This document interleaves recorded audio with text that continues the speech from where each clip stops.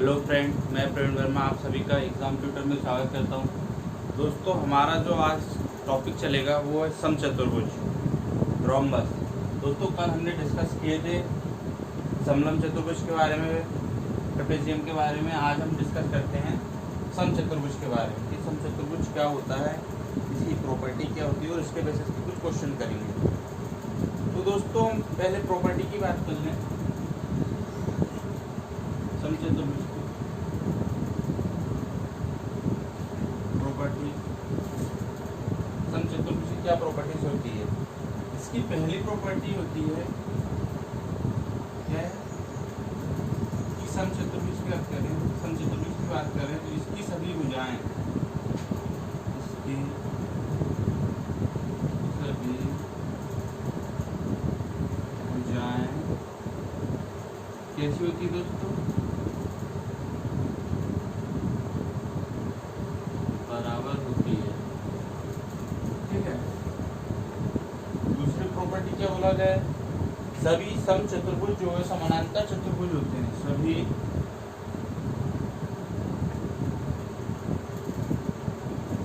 समचतुर्भुज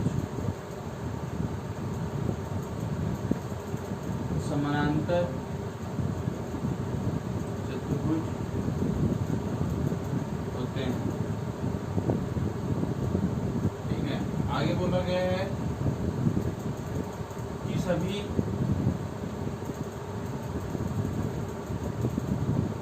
होते हैं किंतु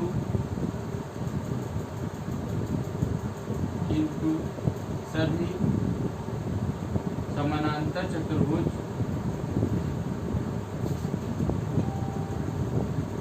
समचतुर्भुज नहीं होते। ठीक है। आगे बोला गया है विकर्ण एक दूसरे को 90 डिग्री पर काटते हैं। कि दोनों विकर्ण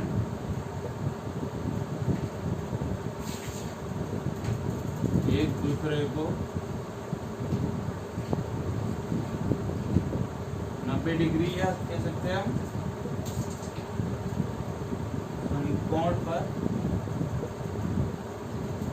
काटते हैं। ठीक है। फिर जो विकर्ण एक दूसरे को 90 डिग्री पे काटते हैं तो उसमें क्या बोला, जो कटान बिंदु होगा, ठीक है, प्रतिच्छेद बिंदु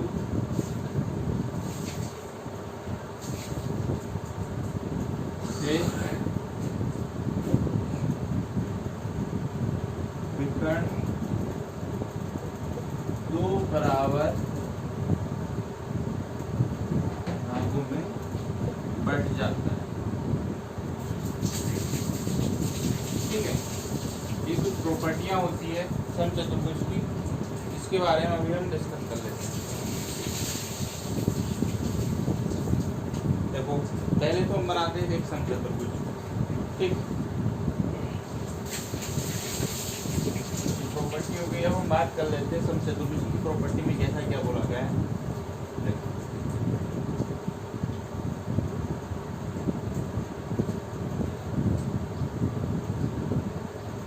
ये हमने बनाया है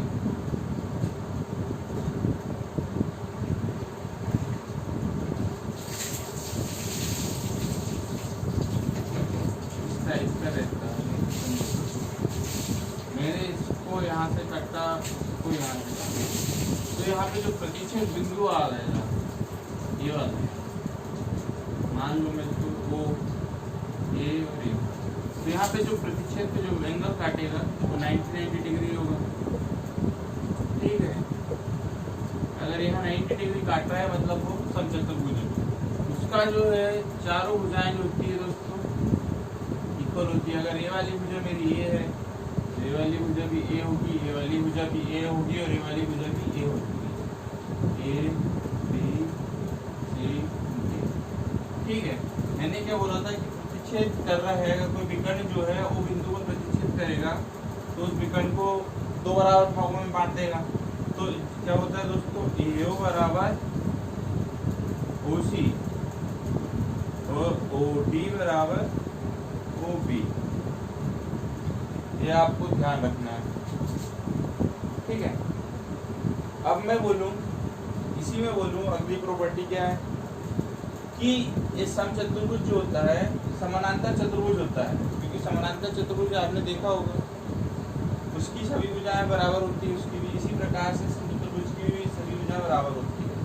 मगर समानांतर चतुर्भुज जो है वो समचतुर्भुज नहीं होगा, क्योंकि उसकी प्रॉपर्टी अलग होती है, उसके यहाँ पे एंगल अलग बनते हैं, ठीक है। अब हम आगे बात करें,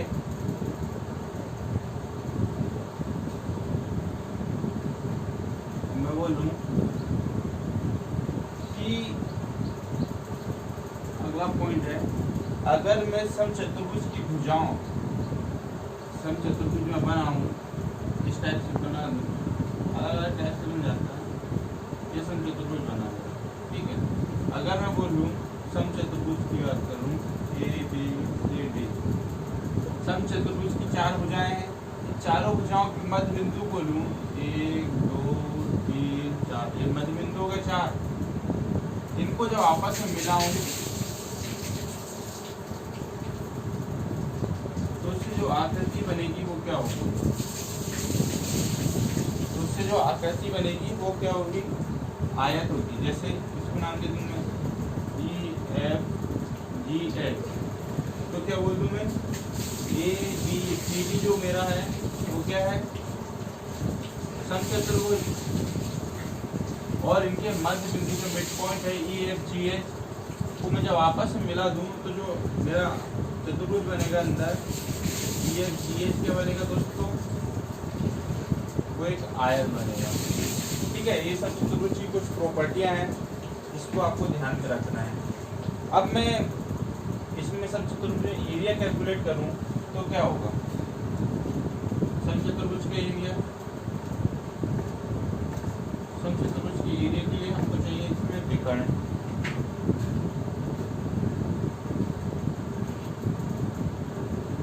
तो हमने विकर्ण डाल दिए D1 D2 विकर्ण, D1 D2 विकर्ण, तो इसका एरिया क्या होता है दोस्तों, एरिया इज इक्वल टू होता है 1/2 under root D1 square plus D2 square, तो परिमाप क्या होगा 4, ठीक है। ये एरिया हो गया दोस्तों 1/2 under root D1 square plus D2 square,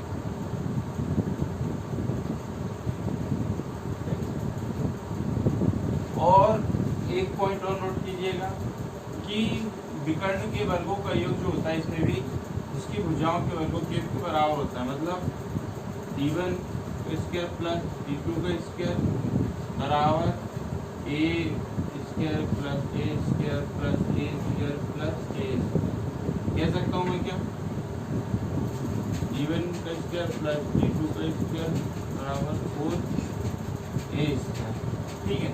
अगर मुझे यहाँ पे एरिया निकालना है तो मैं इसको कह सकता हूँ, भुजा निकालनी है मुझे, ए स्क्वायर बराबर D1 square plus D2 square divided by 4, इससे मेरी भुजा निकल जाएगी यहाँ से, ठीक है। इससे मैं भुजा फाइंड कर लूँगा, इससे मैं एरिया फाइंड कर लूँगा। ये तो एरिया का भी है और भुजा का भी है, ए स्क्वायर जो है एरिया के लिए है, और अगर मैं इसको ए स्क्वायर को हटा के यहाँ अंडर रूट लगा दूँ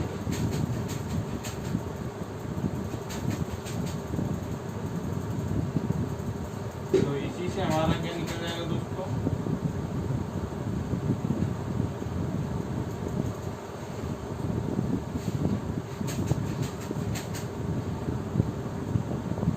भुजा फाइंड हो जाएगी।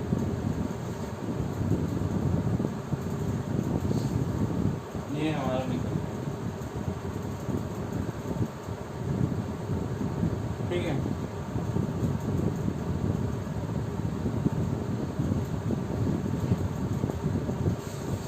अब आगे हम डिस्कस करते हैं क्वेश्चन पे कि क्वेश्चन क्या बोला है।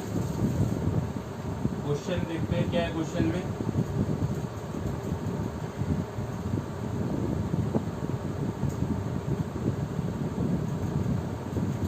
क्वेश्चन में बोला है कि यदि एक समचतुर्भुज PQRS की भुजा,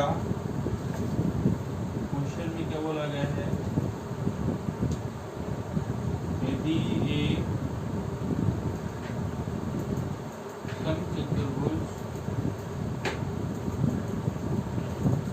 PQRS की भुजा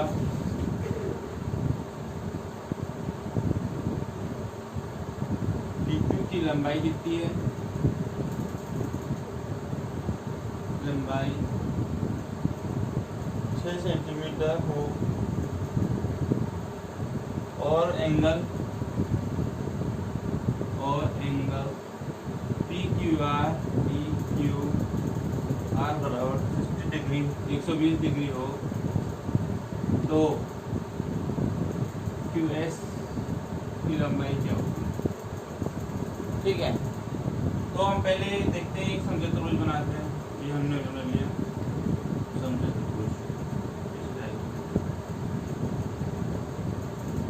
भुजा PQ की लंबाई, इसको मैं नाम दे दूं PQRS। PQ की लंबाई मतलब ये लंबाई मेरी कितनी है दोस्तों, 6 सेंटीमीटर। दोस्तों जब मेरा PQ 6 है, बाकी भुजाएं भी मेरी कितनी होगी, 6 होगी, क्योंकि समचतुर्भुज त्रिभुज की जो सभी भुजाएं होती है वो इक्वल होती है। PQ 6 है तो QR भी 6 होगा, SR भी 6 होगा और PS भी 6 होगा। ठीक है, तो सभी भुजाओं की लंबाई मेरी 6 सेंटीमीटर है। क्या बोला है, एंगल PQR कितना दोस्तों मेरे यहाँ पे 120 डिग्री। ठीक है, अब मैं बोलता हूँ इसमें मैं अब विकर्ण काटता हूँ, मुझे QS फाइंड करना है, तो मैं यहाँ पे एक विकर्ण काटता हूँ। ये मैंने विकर्ण काटा और ये दूसरा विकर्ण गया। तो दोस्तों जब दूसरा विकर्ण यहाँ पे मैं काटूंगा तो यहाँ पे जो एंगल बनेगा वो कितना होगा, 90 होगा। ठीक है, ये पूरा जो एंगल है कितना है दोस्तों, एंगल PQR दोस्तों कितना है 120 डिग्री। मगर जो यहाँ पे विकर्ण गया है वो एंगल का क्या है, अर्धा का है, एंगल बाइसेक्टर। मतलब अगर PQR का वैल्यू कितना है, ठीक है दोस्तों, PQR का वैल्यू अगर मैं बोलूं कितना दिया है दोस्तों, PQR का वैल्यू 120 डिग्री है, तो एंगल PQS का वैल्यू कितना हो जाएगा, यहाँ पे भी कोण 90 बनेगा, है ना। जो कटान बिंदु होगा, प्रतिच्छेद बिंदु होगा, समचतुर्भुज में यहाँ कोण समकोण बनता है। तो PQS क्या होगा दोस्तों, PQS बराबर एंगल PQR का आधा हो जाएगा, क्योंकि ये अर्धा का एंगल बाइसेक्टर जो यहाँ पे विकर्ण गया है, जब अर्धा का है तो इसका आधा हो जाएगा पूरे एंगल का। पूरे एंगल कितना अपना 120, उसका बट्टे 2, तो कितना हो गया दोस्तों 60 डिग्री। मतलब ये जो वैल्यू है अपनी निकल के आ गई 60 डिग्री। अब देखो दोस्तों, आप ये बिंदु देखो, अब आप एक त्रिभुज देखो यहाँ पे POQ, ये त्रिभुज दिख रहा है आपको POQ। दोस्तों आपको इसका वैल्यू पता है, इसका वैल्यू पता है, O पर आपको एंगल पता है, Q पर आपको एंगल पता है, तो दोस्तों P पे एंगल क्या होगा, हमने पढ़ा है कि त्रिभुज के तीनों कोणों का योग 180 होता है। आपको दो एंगल दिए हैं, O पे और Q पे, तो दोस्तों बचा P, तो कितना हो गया दोस्तों 60 और 90 कितना हो गया 60 प्लस 90 हो गया 150, और तीनों कोणों का ये बोला है 180, तो 180 माइनस 150 मतलब जो आखिरी बचा कोण होगा वो कितना है 30 डिग्री। तो यहाँ पे जो आ रहा है दोस्तों क्या हो रहा है, उसका वैल्यू 30 डिग्री। अब मैं एक आकृति बनाता हूँ, उसके बेसिस पे फिर हम आगे क्वेश्चन करते हैं। जैसे हमने बोला है हमको पहले OQ का वैल्यू चाहिए दोस्तों, यहाँ पे इसी के हिसाब से हम OS का वैल्यू निकालेंगे। OQ का वैल्यू निकालने के लिए हमें आकृति फाइंड करते हैं। एंगल यहाँ पे 90 कहाँ पे बन रहा है, O बिंदु पे। P पे क्या है दोस्तों 30 डिग्री।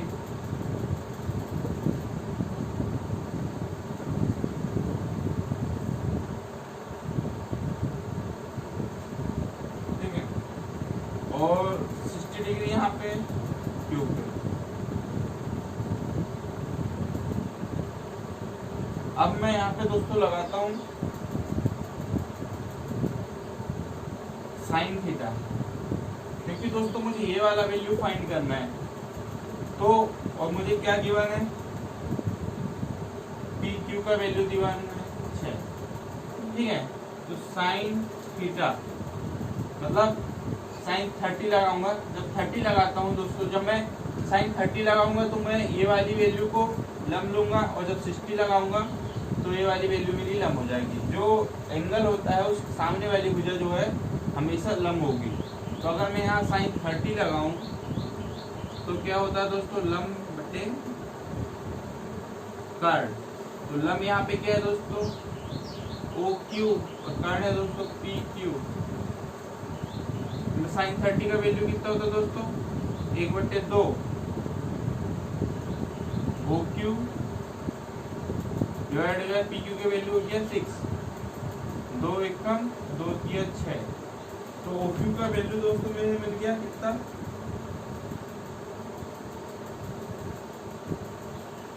3 सेंटीमीटर। तो दोस्तों जब ओ क्यू का वैल्यू 3 सेंटीमीटर है, तो मैंने क्या बोला था, जो विकर्ण होता है वो प्रतिच्छेद बिंदु जो होता है विकर्ण को 2 बराबर भागों में अलग करता है। तो पहला भाग क्या हो गया हमारा, ओ क्यू 3 है, तो दूसरा भाग भी क्या होगा दोस्तों 3। तो क्यू एस कितना हो गया दोस्तों, 2 गुना होगा ओ क्यू का, 2 × 3 मतलब क्यू एस का वैल्यू दोस्तों आ गया हमारे पास 6 सेंटीमीटर।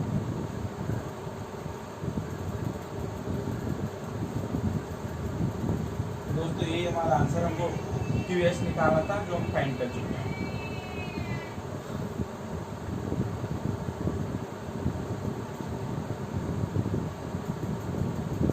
अब अगले क्वेश्चन की बात करें हम,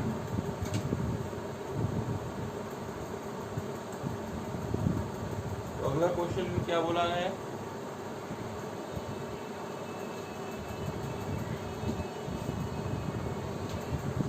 ABCD एक समचतुर्भुज है। क्या बोला है, ABCD एक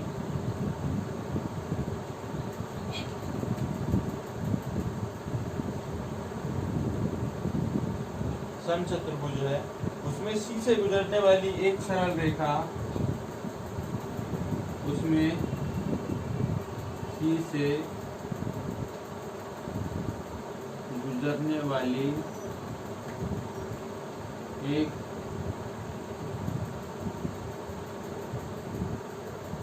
सरल रेखा AB को आगे बढ़ाकर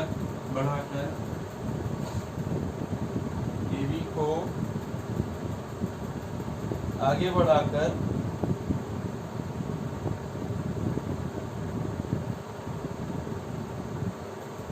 AD को आगे बढ़ाकर AD को आगे बढ़ाकर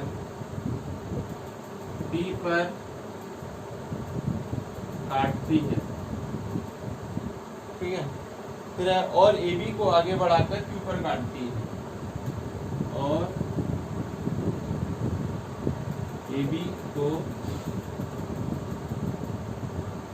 आगे बढ़ाकर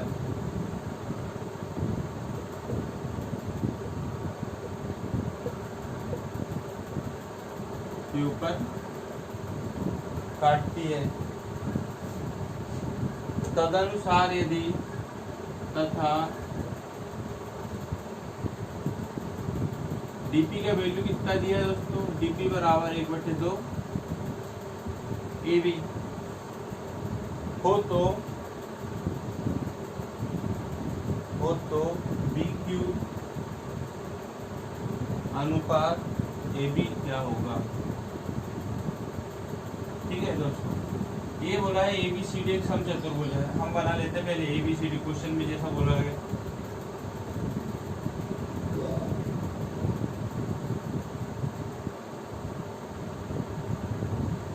इस टाइप से हमने ABCD बना लिया, A B C D। फिर मैं बोल रहा हूँ कि C से गुजरने वाली एक सरल रेखा, C से एक सरल रेखा गुजरेगी और AD को आगे बढ़ाकर P पर काटती है।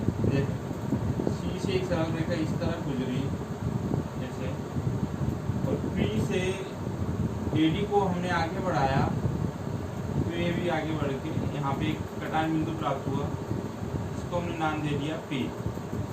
फिर आगे बोला इसने AB को आगे बढ़ाया, कहाँ तक? Q तक, और जो सरल रेखा C से गई है उसी सरल रेखा को नीचे लाते हैं, तो यहाँ पे काट देती है एक बिंदु पे Q पे, ठीक है। अब उसमें क्या बोला गया है, dP का वैल्यू कितना दिया है दोस्तों? D से P का वैल्यू जो दिया है, यहाँ से dP बराबर दिया है दोस्तों 1/2 AB, ठीक है। मतलब dP बटे AB बराबर कितना है दोस्तों? 1/2।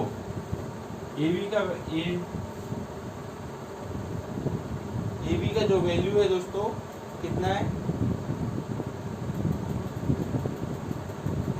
2 है, और dP का वैल्यू 1 है। मतलब मैं कह सकता हूँ कि dP का जो वैल्यू होगा, क्योंकि मेरा जो AB है बराबर BC भी होगा, CD भी होगा और AD भी होगा, क्योंकि ये भुजाएं जो है मेरी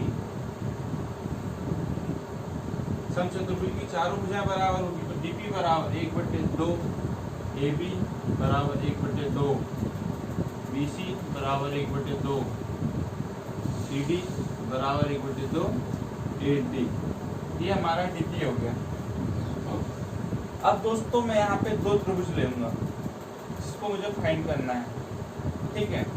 पहला त्रिभुज में ले लेता हूँ बड़ा वाला APQ। कौन सा त्रिभुज लेता हूँ? त्रिभुज APQ, और त्रिभुज लेता हूँ छोटा वाला BCQ, त्रिभुज BCQ। अब इन दोनों को मैं बोलूंगा कि समरूप है। कैसे? देखो कैसे समरूप होंगे। यहाँ से जो एंगल ये दिख रहा है, ये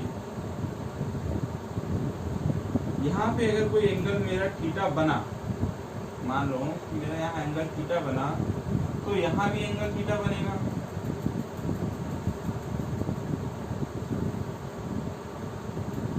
ठीक है। जब यहाँ एंगल मेरा थीटा बनेगा, यहाँ एंगल थीटा बनेगा, तो दोस्तों यहाँ पे भी एंगल मेरा थीटा बनेगा। कैसे थीटा बनेगा? क्योंकि जो होगा AB जो पैरेलल होगा BC के, AB जो है पैरेलल है BC के, इसी प्रकार जो AB जो पैरेलल होगा वो CD होगा। तो दोस्तों पैरेलल होगा मतलब इस भुजा, इस रेखा पे जो यहाँ पे एंगल बनेगा वही एंगल यहाँ पे भी बनेगा, ठीक है। इस प्रकार आपको ध्यान रखना है। अब मैं बात करूँ कि यहाँ पे जो एंगल बनेगा, Q पे जो एंगल बनेगा उसकी बात कर लेते हैं। अगर मैं बोलूँ Q पे एंगल मेरा क्या है? गामा है, और मैं यहाँ बात कर लूँ C पॉइंट पे, अगर यहाँ पे एंगल मेरा क्या है दोस्तों? फाई है, तो P पे भी मेरा एंगल दोस्तों फाई बनेगा, ठीक है। अब मैं इसको ऐसे आगे बढ़ा दूँ, मान लो यहाँ पे मैं ऐसे आगे बढ़ा दूँ और उस रेखा को भी ऐसे आगे बढ़ा दूँ, तो यहाँ देख रहे हो आप, यहाँ पे जो एक कोण बनेगा, कौन सा कोण बनेगा?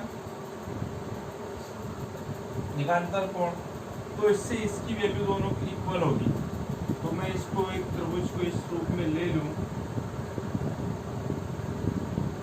इस रूप में ले लूं PAQ और CBQ, ठीक है। मतलब यहाँ पे मेरा वैल्यू थीटा है, B पे भी थीटा होगा, C पे वैल्यू फाई है तो P पे वैल्यू फाई होगा, और Q मेरा गामा है, यहाँ भी गामा। मतलब ये दोनों क्या है दोस्तों? समरूप है, क्योंकि एंगल सेम बन रहा है। अब मैं इसको आगे सॉल्व करूँ, क्या है? तो मैं इसके भुजा के अनुरूप लूँ, PA AP क्या है दोस्तों? AQ बटे BQ। पहला इसको लेके चलता हूँ मैं यहाँ पे, AQ बटे BQ, ठीक है। फिर क्या लेता हूँ? AP बटे,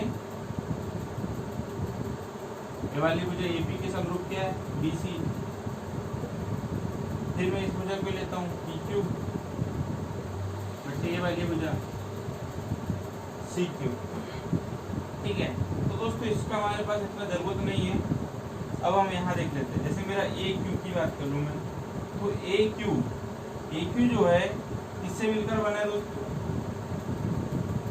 ए क्यू मेरा जो मिलकर बना है वो है A B plus B Q से डिवाइडेड बाय बी क्यू। इसी प्रकार मेरा जो पी क्यू है दोस्तों वो किससे मिलकर बना है? जो ए बी मेरा किससे मिलकर बना है दोस्तों? A D plus D Q divided by B C. अब मैं इसको आगे करूं तो ए बी बटे D Q plus B Q बटे बी क्यू, इसको मैं अलग कर लेता हूँ क्योंकि मुझे जो अनुपात चाहिए वो है बी क्यू अनुपात ए बी। तो यहाँ ए बी अनुपात बी क्यू आ रहा, तो मैंने दोस्तों इसको अलग कर लिया, बराबर ए डी बटे डी क्यू। तो ए डी का वैल्यू कितना हो गया? 1/2 D Q plus D Q. ठीक है दोस्तों, एडी का वैल्यू हम किस फॉर्म में लाते हैं दोस्तों? यहाँ पे थोड़ा सा ऊपर करता हूँ मैं, तो थोड़ा समझ नहीं आता। जैसे मैं अगर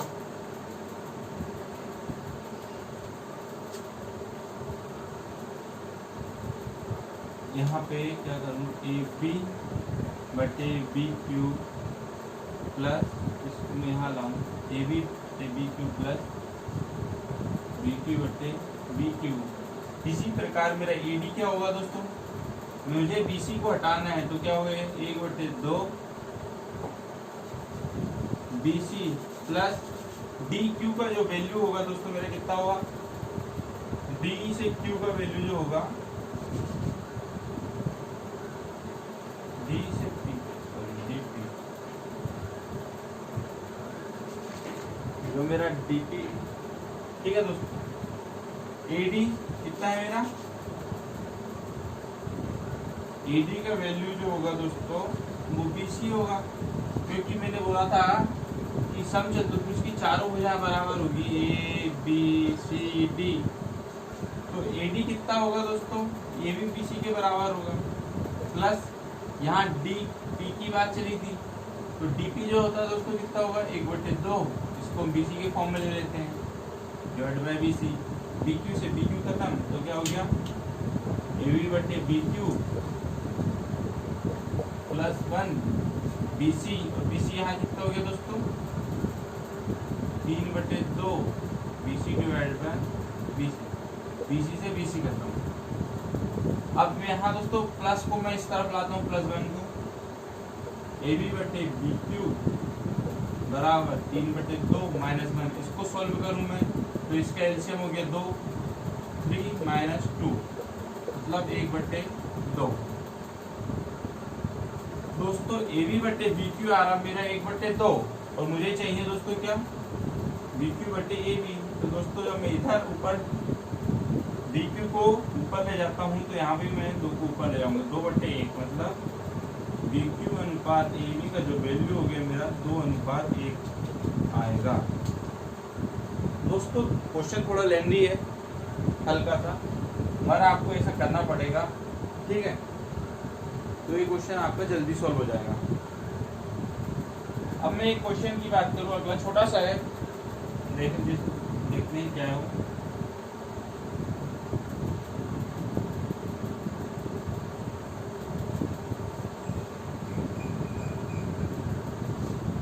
क्या था दोस्तों?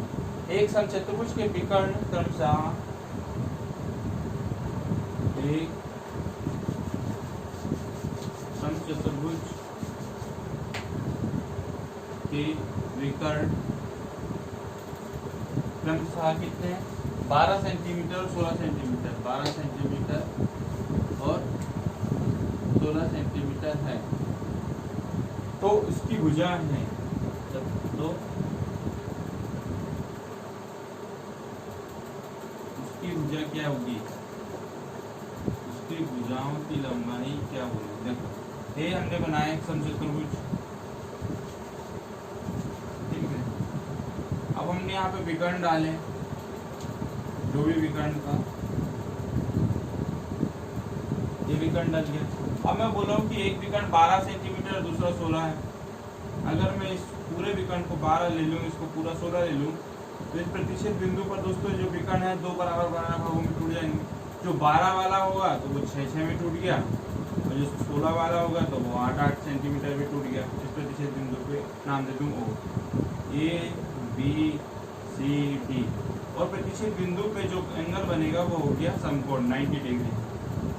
तो दोस्तों यहाँ जब समकोण बन रहा है, हमको यहाँ पे लंब आधार दिख रहा है। समकोण के सामने वाली भुजा हमेशा क्या होती है? कर्ण होती है। जहाँ पे समकोण बनता है उसके सामने वाली भुजा हमेशा कर्ण होती है। तो यहाँ पे एक समकोण त्रिभुज बन गया, ठीक है। ये हमारा मान लो यहाँ पे समकोण त्रिभुज ऐसा बन गया। समकोण त्रिभुज ये O हो गया, ये A हो गया, ये B हो गया, ठीक है। मुझे A भी फाइंड करना है। OA का वैल्यू मेरे को मुझे 8 दिया है, OB का वैल्यू मुझे 6 दिया है। तो यहाँ 888 का नियम लगता है। तो दोस्तों हमने बताया था क्या था, जैसे 888 के नियम में 3, 4, 5, 7, 24, 25 इस प्रकार से हमने बताया था। तो दोस्तों ये जो है ये रेशो तो यही रहेगा, मगर ये किसी के गुणनखंड भी हो सकते, गुणनफल भी हो सकते हैं। जैसे अब मैं बात करूं, जैसे यहाँ क्या लिखा है 6, 8 और यहाँ लिखा है 3, 4। अगर मैं 3, 4, 5 को डबल कर दूं तो यहाँ 6 हो गया, यहाँ 8 हो गया, और यहाँ कितना हो गया? 10 हो गया। तो दोस्तों सीधा सीधा यहाँ आंसर ए भी बराबर मेरा 10 आ गया। नहीं तो आप यहाँ वही कर्ण का वर्ग बराबर लंब का वर्ग प्लस आधार का वर्ग लगाओ और उसको सॉल्व करो, तो आंसर आपका 10 आएगा ऐसे ही। तो ठीक है, ए भी 10 होगा, तो BC भी 10 होगा, DC भी 10 होगा, और AD भी 10 होगा। तो इस प्रकार हमने इसकी भुजा फाइंड कर ली। कितनी है दोस्तों? 10 सेंटीमीटर। बस इतना ही था दोस्तों। तो हम कल इसके ऊपर कुछ और क्वेश्चन करेंगे,